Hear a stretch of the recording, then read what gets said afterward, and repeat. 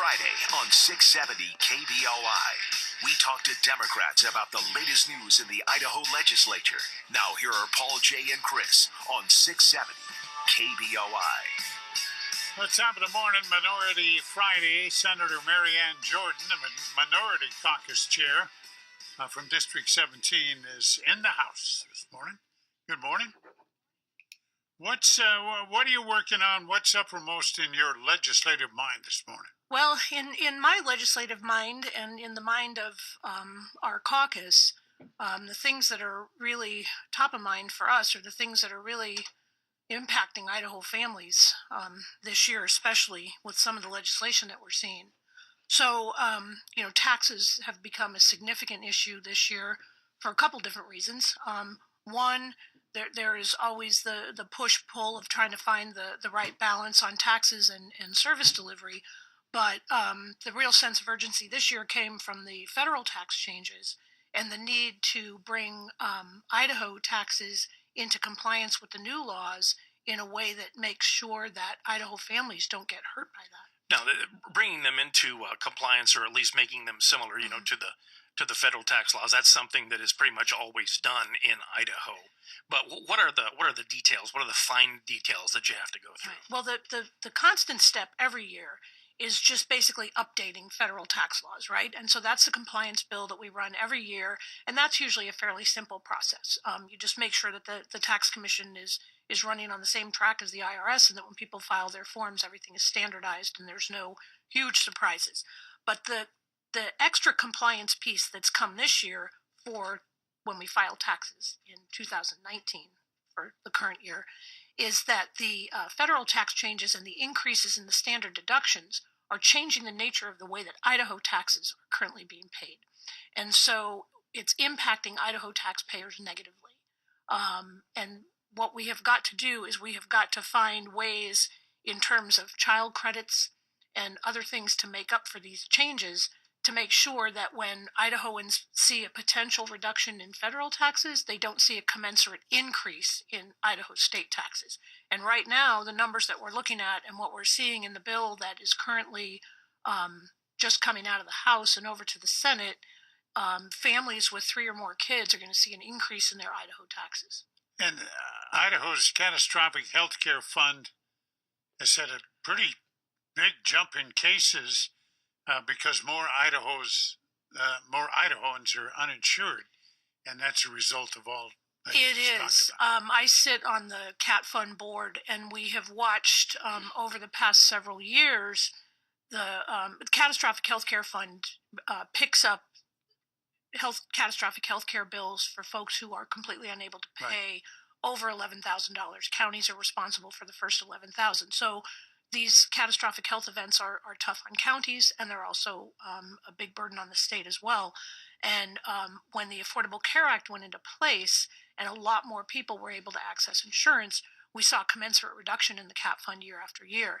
But now what we're seeing is with more and more people not having access to health care, whether it's because their premiums have gone up to the point where they can't afford it, or the state is growing and there are people who are not being provided health insurance by employers, we're seeing a huge spike in these CAT fund dollars. Already this year, in 6 months, it's almost where it was last year for the entire year. When the state has to compensate for what the federal government has done, does that mean there will be fewer tax dollars coming in for the state? And if it does, then what does that do to the budget? Well, from a tax standpoint, with the federal tax cuts is what you're talking about now. Yeah. Back on that. Okay. So from the state standpoint, the federal changes actually were going to result in a lot more money coming into the state because of the fact that it would have Idahoans paying more in state taxes. So what we need to do is we need to level that off. We need to make sure that Idahoans aren't paying more than they were before, that they're paying the proper amount, that it's not a windfall to the state. Okay. But the tax bills that we're looking at are lumping all these categories into one bill, right? Instead of addressing that particular issue separate from income tax cuts, separate from corporate tax cuts. We're talking with Senator Maryanne Jordan from District 17. KBOI News Time, 8:44. Senator Maryanne Jordan is here from the Idaho legislature in our next title studio this morning. It's Idaho Talks Live, Minority Friday.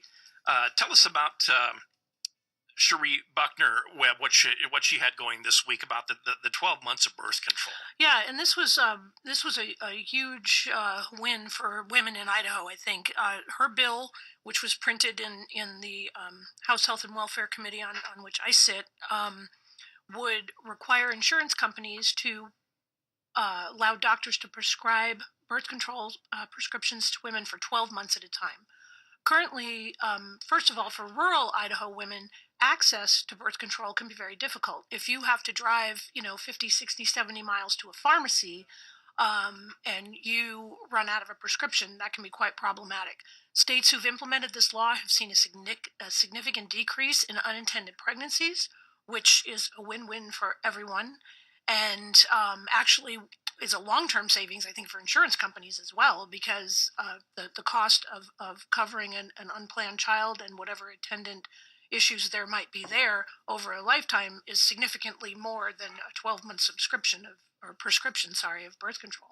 In the committee, was there a great deal of argument against? Well, there will be a public hearing on the bill. This was a print hearing. So in the State House, you are required to get a bill printed first before there can be a public hearing. So hopefully within the next week or so, we'll have a public hearing on that and be able to have that conversation. But these are the kind of things that, we're trying to work on, the really practical things that are helping out Idaho families and trying to make life just a little bit easier. We had an impassioned discussion a week ago on the Constitutional Convention and whether or not it's necessary and what it would do and accomplish, and is there a need for such a thing? What are your feelings? My feelings are that there is not a need for such a thing. I think that when we embrace the Constitution, we embrace the Constitution in its whole, not in parts. A lot of the argument that we hear is that it's needed because of runaway deficits. That issue, to me, is not because of the Constitution. That's because of the people that we're sending back to Washington. And we as voters need to take responsibility for that. And when I say we, I mean, nationwide. And I also am deeply concerned about a lot of the dialogue I hear demonizing the courts, which have been established by the Constitution and are a third and equal branch of government. And so if an amendment is required and desired by voters, voters have a way to amend the Constitution. We've done it before. It should be a voting process that everyone gets to weigh in on.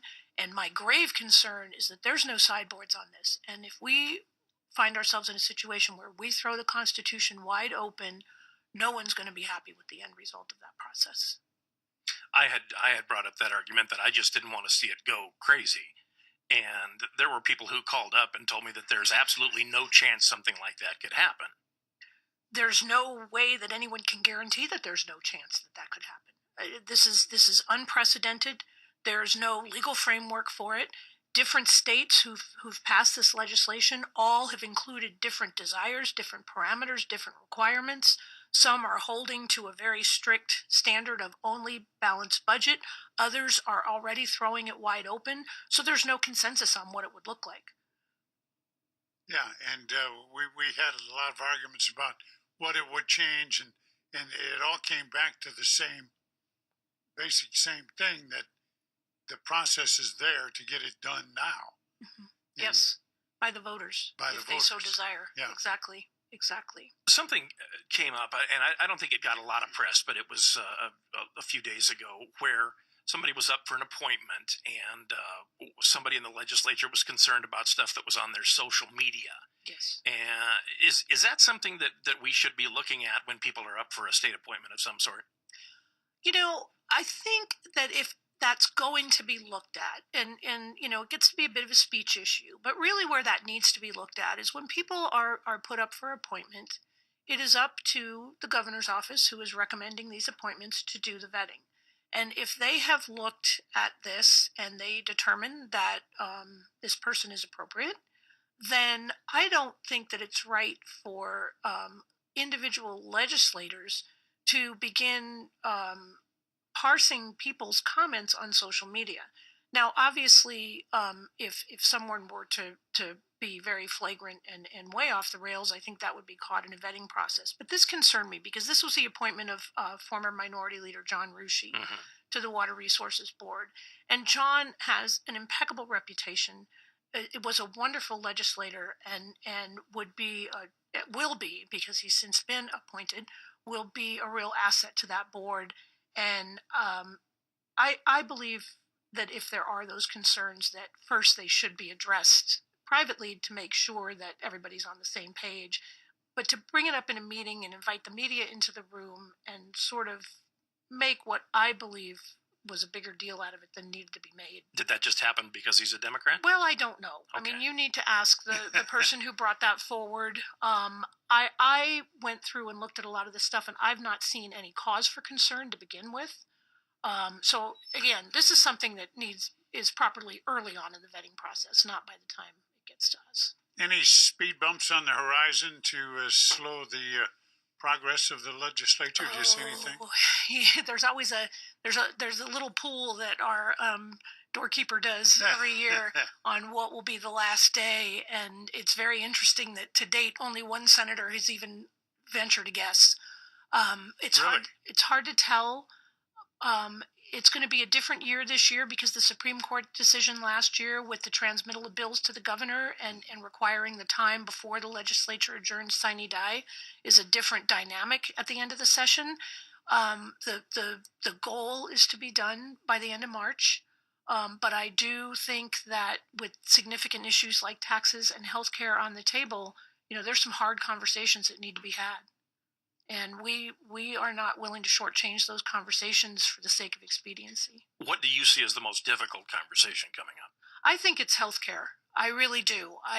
We have the Idaho healthcare plan that passed out of a House committee the other day. Will go to the House floor. There are still a lot of questions that remain with that bill. The fiscal analysis of that versus the opportunity to use Medicaid to address the gap is very difficult because this is a much more expensive alternative. And that's going to be a conversation that we need to have as that bill moves forward. Do different legislators have different goals about that? Oh yeah, absolutely, absolutely. And that's what makes good policy. Everybody's got to try to find a middle ground on this. If you can't use Medicaid, how do you close the gap? Well, you don't. And even the opportunity for folks in the gap to get subsidized premiums for health insurance still leaves them with huge deductibles that they are unable to pay. So their ability to access is still in question in my mind. And that's what we got to work through in the hearings. Thank you, Senator, for being here today. Time has flown by once again. It always does. Thank you very much. KBOI News Time, 8:56.